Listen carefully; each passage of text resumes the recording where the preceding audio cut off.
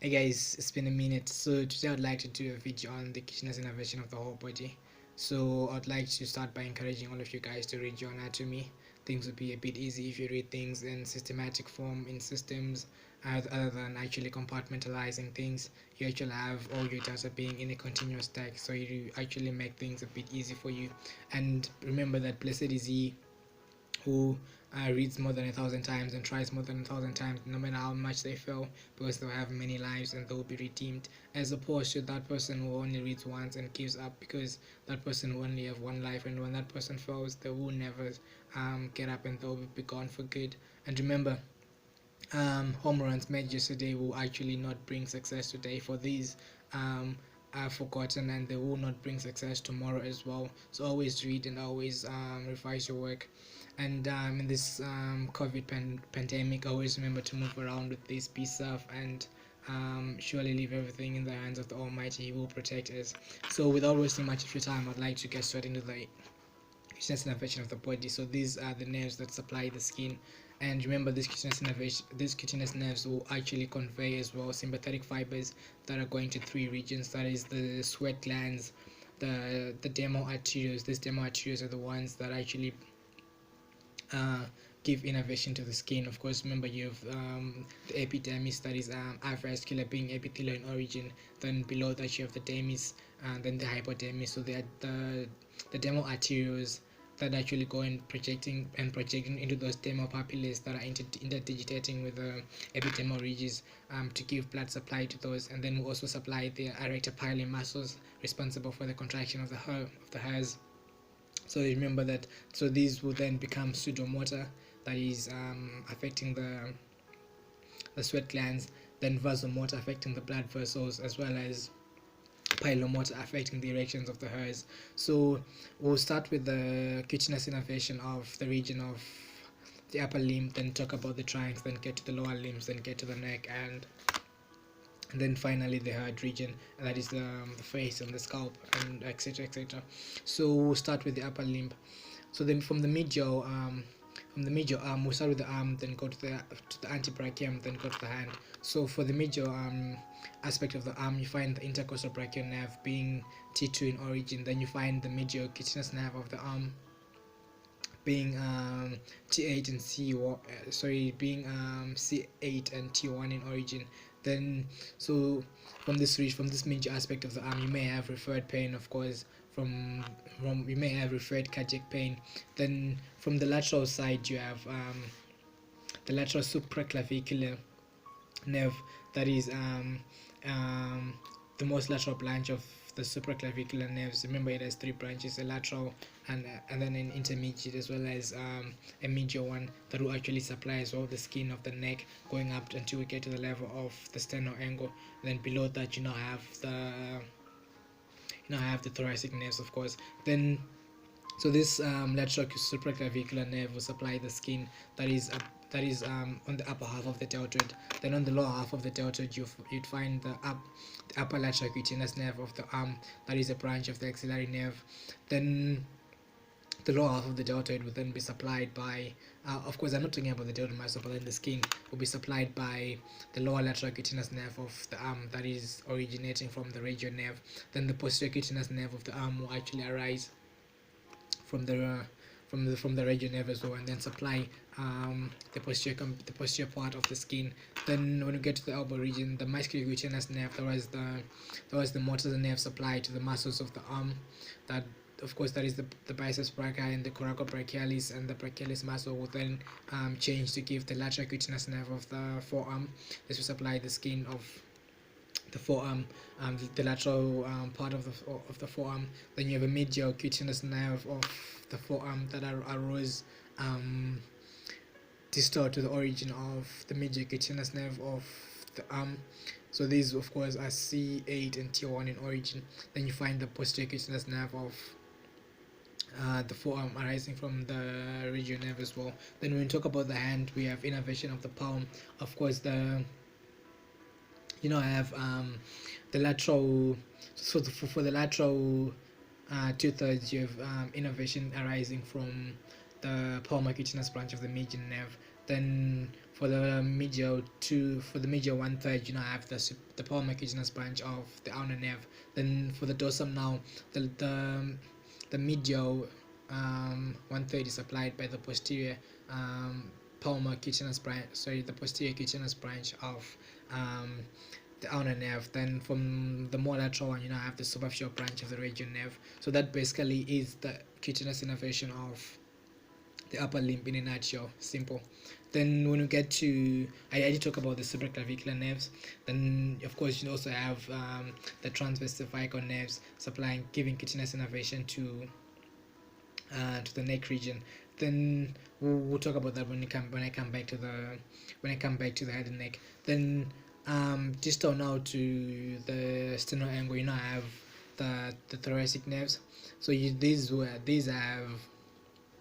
have an anterior cutaneous branch and the lateral cutaneous branch. So remember, you want to have T1 because it's part of the brachial plexus, and it actually gives some of those medial cutaneous nerve of the arm and of the forearm. Then you don't have T2 giving a lateral branch because it gives that branch that actually goes to supply the region of the axilla and the medial arm. But then it does have an anterior cutaneous branch. So the anterior cutaneous branches divide into lateral and medial branches and supply the skin up until you get to that subcostal nerve, of course, in the region of the abdomen. Then you find those lateral cutaneous nerve, of course, giving rise to anterior and posterior branches and supply the flank regions and stuff. Then these are ventral rama as well as those nerves that I did talk about for the upper limb. Remember, the upper limbs, they are ventral parts, and then the skin on the posterior compartment of our body is supplied by posterior rami of the spinal nerves. Just remember that. Then when we talk about the skin of the buttocks, of course you divide it into 4 compartments, and the more, so just take it as if you have one buttock that is, let's say it's the right one, right? Then the more lateral, the upper lateral quadrant is supplied by the subcostal nerve and the iliohypogastric nerve. Remember, the iliohypogastric nerve arises from the lumbar plexus, that is L1 in origin. Then the subcostal nerve, that's the T12. Then the upper medial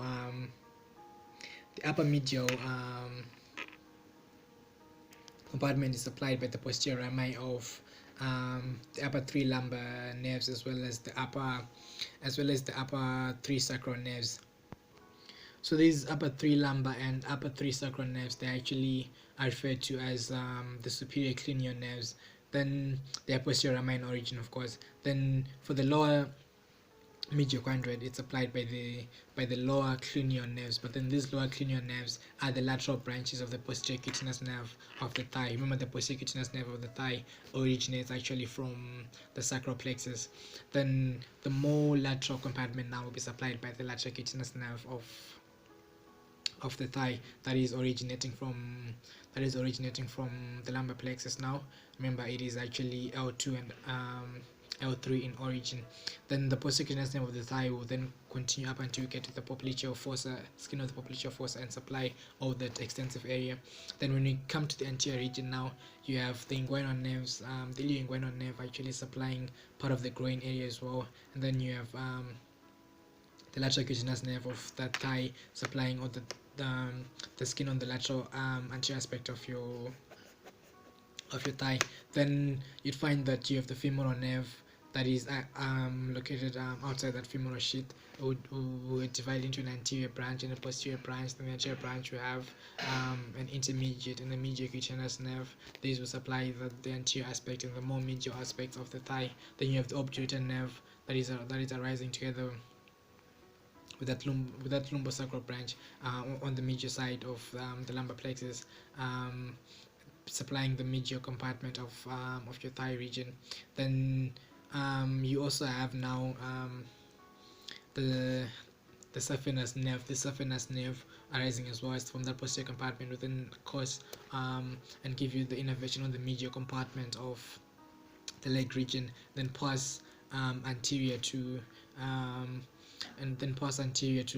the medial malleolus, and then supply the region of the foot region as well. We'll then talk about that when you get to the foot.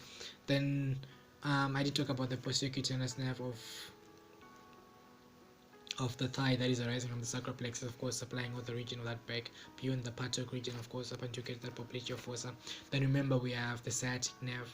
The sciatic nerve is the nerve of the posterior compartment. Then will then divide into a tibial and a common peroneal portion. So the common peroneal nerve will give a pseudo nerve. This pseudo nerve, and then it also give a lateral. So it gives a lateral cutaneous nerve of the leg, the slide of the calf rather. The lateral cutaneous nerve of the alpha will supply the posterior and the anterior aspects of your leg region. Then you have the pseudo nerve. Then you have a pseudo communicating branch coming from those peroneal nerves, and then joined to form the pseudo and the pseudo innervation that innervates that will innervate the lateral side of your leg. Then on the major aspect you have that saphenous nerve as well, and then you have the posterior cutaneous nerve of the calf as well. Then when we talk about the we also have the tibial nerve giving rise to a medial calcaneal branch that supplies the major aspect of your U. Then it then divides into a medial and a lateral plantar nerves. Then so you'd find that the medial one will have the innervation to the medial aspect, and the lateral innervation on the lateral aspect. Then the deep peroneal nerve, that is one of the terminal branches of the common peroneal nerves, will supply the cleft between the first and the second toe. Then the rest of the skin will be supplied by the superficial peroneal nerve. That is the other nerve, which was the nerve of the lateral compartment of your leg. Then you'd find that the pseudo nerve will also extend to the region of that toe region, as well as the saphenous nerve, but then it will only reach on the head of the first metatarsal. That's a given. Then so that's basically the cutaneous innervation of the lower body. And now coming back to the head region, remember you have for this area, for the scalp, you have four nerves that are arising from the trigeminal nerve, supplying the area of the scalp that is in front of the auricles. Then you have four nerves that are arising from C2 and C3, supplying the posterior aspect of the scalp. So you'd find that you have the supratrochlear and the supraorbital that are ophthalmic in origin. Remember, the ophthalmic is the first division of that trigeminal. Of course, that's V1. Then you have V2 maxillary, and V3 being the mandibular. Then you'd find that you have the zygomaticotemporal, then the auriculotemporal being a branch of the mandibular. Sorry about my voice, it's getting a bit weary. Then the zygomaticotemporal bring a branch of V2. Then for the posterior scalp, now you'd find that you have the greater auricular. The greater auricular will of course be C2 and C3. Then you have the third occipital nerve more posteriorly. Then you have the lesser occipital nerve. Then you have the greater occipital nerve. Then you have the greater auricular nerve that I've just talked about. These are C2. Well, greater occipital and lesser occipital, that's C2. Then the third occipital nerve is C3. So remember, then we get to the face as well, that the skin that arose from the frontal nasal prominence will actually be innervated by V1. Then the skin that arose from the maxillary process would be innervated by V2, and that from the mandibular process will be innervated by V3. Then when we look at the skin that is at the angle of the mandible, that is the exception, being innervated by the greater auricular nerve that we did talk about, of course, also innervating the posterior aspect of your scalp, that is being C2 and C3 in origin. So that's just about it. And always remember, the fear of the Lord is the beginning of all wisdom. And if you have this at the back of your mind, nothing you have no other worry that will be added upon you. Why? Because all these things that we are doing on this earth, it's not wisdom, but then these are things that are added upon us when we know and when we fear the Lord. So with this, I sign out. Have a blessed day. Until next time, peace out.